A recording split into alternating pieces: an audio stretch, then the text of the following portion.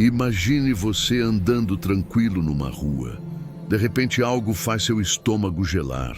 É como quando a gente sente que tem alguma coisa errada, mas não sabe exatamente o quê.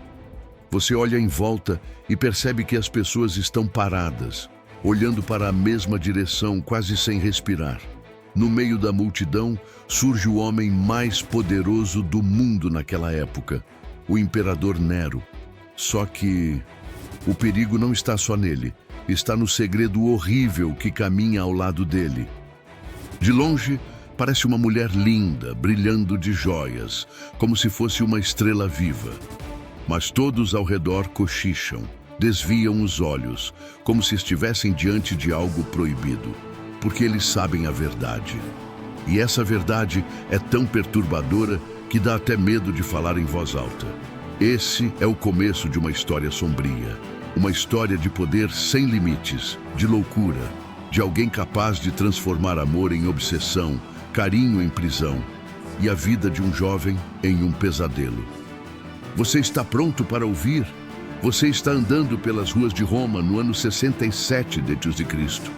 As pedras da rua estão quentes sob o sol, o ar tem cheiro de especiarias vindas dos mercados e o som é uma mistura de cavalos, passos apressados e vendedores gritando suas ofertas. De repente, a multidão se agita, todos param para olhar. Você também olha e então seu coração dispara. É o imperador. O próprio Nero, o homem mais poderoso do planeta naquele tempo, está passando bem diante de você. Ele anda com aquele ar de quem acredita que o mundo inteiro existe só para servi-lo. Mas o que realmente prende seus olhos não é Nero, é quem está ao lado dele. Uma jovem de beleza rara, vestida em seda cintilante, coberta de joias que refletem o sol como se fossem estrelas presas ao corpo. Só que há algo estranho. O burburinho da multidão não é de admiração, mas de choque. Pessoas cochicham, viram o rosto, tapam a boca para disfarçar os comentários. Porque todo mundo ali sabe a verdade que gela o sangue. Aquela mulher já foi um menino chamado Esporo. E o que Nero fez com ele é tão perturbador que até hoje parece inacreditável. Antes de contar o que aconteceu, deixa eu te dizer algo. Se você gosta de descobrir essas histórias escondidas que mostram o lado sombrio e real da humanidade, então já clica em curtir e se inscreve, porque aqui a gente vai fundo no passado, sem filtros. E aproveita, comenta de onde você está assistindo. É incrível pensar que de diferentes partes do mundo, a gente está conectado agora pela curiosidade de desvendar esses segredos antigos. Mas prepare-se, porque o que você vai ouvir não é só fofoca de imperador romano. É uma história de poder, loucura e obsessão. Uma história de como alguém pode transformar amor em controle, carinho em prisão e uma vida humana em um brinquedo. O nome Esporo talvez não signifique nada para você neste momento, mas quando terminarmos, ele vai ficar marcado na sua memória. E para entender essa tragédia, precisamos voltar um pouco e olhar para quem foi Nero. Surpreendentemente, ele não começou como um monstro. Na verdade, quando subiu ao trono com apenas 16 anos, Roma acreditava estar vendo nascer uma era de ouro. Ele reduziu impostos, organizou festas gigantes, ofereceu teatro gratuito ao povo. Até atuava nos palcos, arrancando risos e aplausos. O povo amava aquele jovem imperador, mas o poder tem um jeito estranho de mudar as pessoas. Aos poucos, Nero começou a se sentir cercado. Imagina viver num império de 60 milhões de pessoas e perceber que ninguém nunca vai te contradizer, ninguém nunca vai dizer, isso está errado. Essa solidão corroeu sua mente. E por volta de 65 d.C., algo se quebrou dentro dele. Talvez fosse a paranoia, o medo constante de ser traído. Talvez fosse a loucura de quem nunca escuta um não. Mas muitos acreditam que o ponto de virada foi uma mulher, Popeia Sabina. Popeia não era só bonita, ela era deslumbrante. Seu olhar dominava qualquer sala. Sua inteligência afiada a tornava ainda mais perigosa. Tanto podia ser uma aliada poderosa, quanto uma inimiga mortal. E Nero, que já era casado com Otávia, caiu de cabeça em um romance com Popeia. Otávia era calma, discreta, tímida. Popeia era o oposto, brilhava como fogo. Onde chegava, queria ser o centro das atenções. E Nero ficou fascinado. O que começou como um caso secreto, rapidamente virou obsessão. Ele não conseguia pensar em mais nada. Se alguém olhava para Popeia por tempo demais, Nero explodia de fúria.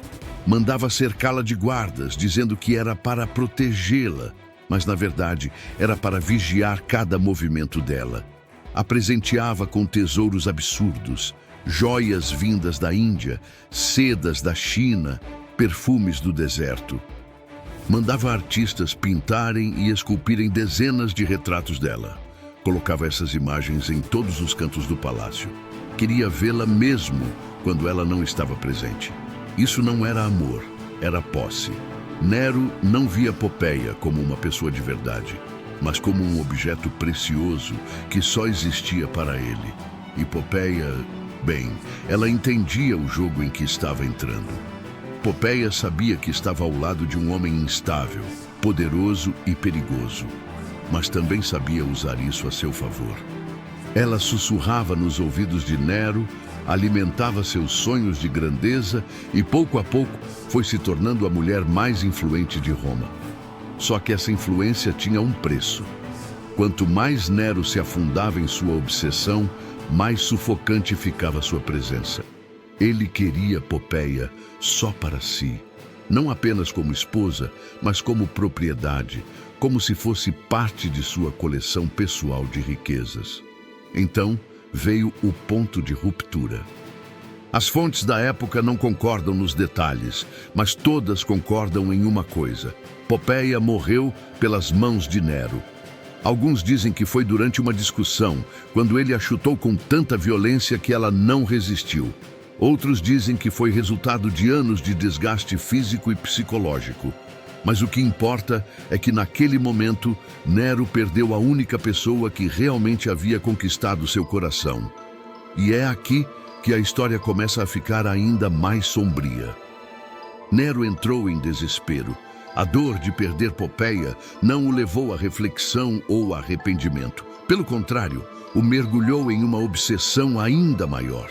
Ele não queria apenas lembrar dela, ele queria trazê-la de volta, custasse o que custasse. E foi assim que Esporo entrou na história. Esporo era um adolescente de traços delicados, quase andrógenos, com uma beleza que chamava a atenção. Nero o viu e algo dentro dele disparou. Aquele jovem poderia se tornar Popeia de novo, bastava moldá-lo. O imperador fez algo que hoje soa impensável. Ordenou que Esporo fosse castrado, forçado a viver como mulher. Mandou vesti-lo com as roupas de Popeia, cobri-lo com as joias dela e até treinou o jovem para imitar seus gestos, sua forma de falar, seu jeito de andar. Roma inteira assistia horrorizada, mas ninguém ousava contrariar Nero. Ele era o imperador.